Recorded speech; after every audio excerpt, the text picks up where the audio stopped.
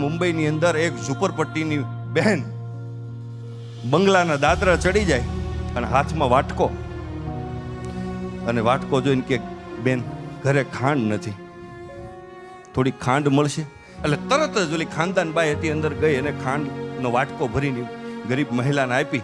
પછી એનું ઊંઘ ન આવે, કારણ કે જેની ઘરે ખાંડ ઘટે એની ઘરે ઘણું બધું ઘટતું. સાહેબ રહેવાનું નહીં. મુંબઈની બજારમાં આવી કરોડપતિની મહિલા નીકળી ગરીબ બેનને ગોતવા માટે. ક્યાં ગઈ? ગરીબ બેન રાજી થઈ જાય છે, બેન તમે?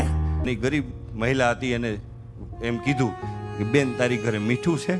ક્યાં છે ને? તો એક વાટકો ભરી દે ને, મારા ઘરે નથી.